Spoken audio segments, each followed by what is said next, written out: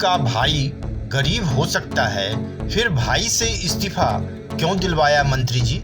व्यक्तिगत कारणों का हवाला देते हुए पद से त्यागपत्र देने का क्या मतलब? उत्तर प्रदेश के बेसिक शिक्षा मंत्री सतीश द्विवेदी के भाई अरुण द्विवेदी को आखिरकार असिस्टेंट प्रोफेसर के पद से आज इस्तीफा देना पड़ा है। ईडब्ल्यूएस कोटे से हुई उनकी नियुक्ति पर मचे विवाद के बाद उन्होंने इस्तीफा दिया है। गत शुक्रवार को ही उनकी नियुक्ति सिद्धार्थ विश्वविद्यालय में हुई थी। गरीब कोटे से हुई नियुक्ति पर मंत्री सतीश द्विवेदी को सफाई तक देनी पड़ी थी। उस दौरान उन्होंने कहा था कि क्या किसी मंत्री का भाई गरीब नहीं हो सकता? क्या किसी मंत्री का इनकम उसके भाई का इनकम हो सकता है? जांच हो जाए और अगर ईडब्ल्यूएस कोटे के क्राइटेरिया को फुलफिल नहीं हो रहा हो तो फिर उचित कार्रवाई की जाए। मंत्री जी का कॉन्फिडेंस उस समय देखने लायक था और उनके समर्थकों ने तो इन्हीं सवालों के साथ सोशल मीडिया पर नियुक्ति को सही ठहराने के लिए मुहिम तक शुरू कर रखी थी। लेकिन यह सब काम नहीं आया और आखिरकार मंत्री जी के भाई को इस्तीफा आज देना पड़ा। आइए स्टेप बाय स्टेप समझते हैं इस मामले को। बता दें कि इस नियुक्ति का मामला सामने आने के बाद विपक्षी दल सरकार पर हमलावर थे और विवाद जब थमा नहीं तब राज्यपाल आनंदीबेन पटेल ने सिद्धार्थ विश्वविद्यालय के कुलपति प्रोफेसर सुरेंद्र दुबे से उक्त नियुक्ति से संबंधित रिपोर्ट तलब की। कुलपति ने सोमवार को ही सौंपी थी रिपोर्ट। सिद्धार्थ विश्वविद्यालय के कुलपति ने अपनी रिपोर्ट सोमवार को राज्यपाल आनंदीबेन पटेल को सौंपी थी। सिद्धार्थ विश्वविद्यालय के कुलपति प्रोफेसर सुरेंद्र दुबे के मुताबिक बेसिक शिक्षा मंत्री सतीश द्विवेदी के भाई अरुण द्विवेदी की ईडब्ल्यूएस कोटा से विश्वविद्यालय में सहायक प्रोफेसर के पद पर नियुक्ति हुई है।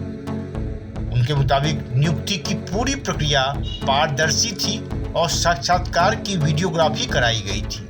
अरुण द्वारा प्रस्तुत किया गया ईडब्ल्यूएस का प्रमाण पत्र प्रशासन ने जारी किया है। कुलपति ने यह भी कहा कि नियुक्ति करते वक्त उन्हें यह नहीं मालूम था कि अरुण प्रदेश के बेसिक शिक्षा मंत्री सतीश द्विवेदी के भाई हैं।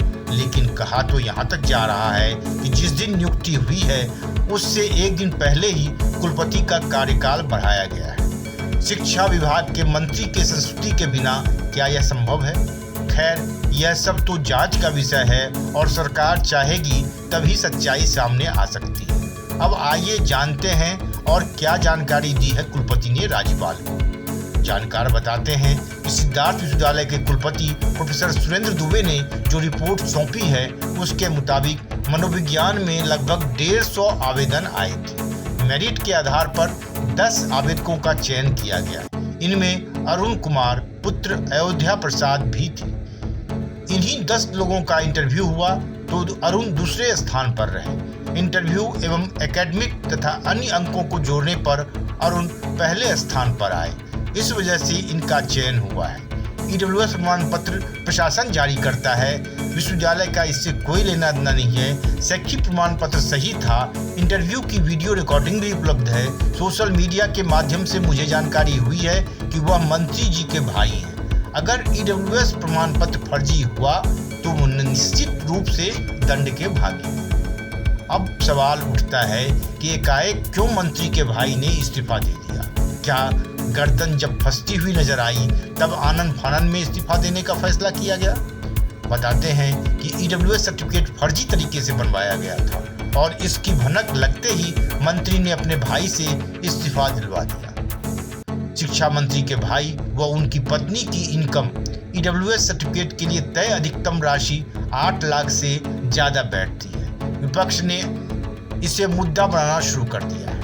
विपक्ष का कहना है कि अरुण द्विवेदी की पत्नी भी है असिस्टेंट प्रोफेसर और इसे छिपाया गया है। जानकारी के अनुसार अरुण द्विवेदी की पत्नी डॉक्टर विदुषी दीक्षित मोतिहारी जनपद के MS कॉलेज में मनोविज्ञान की असिस्टेंट प्रोफेसर है।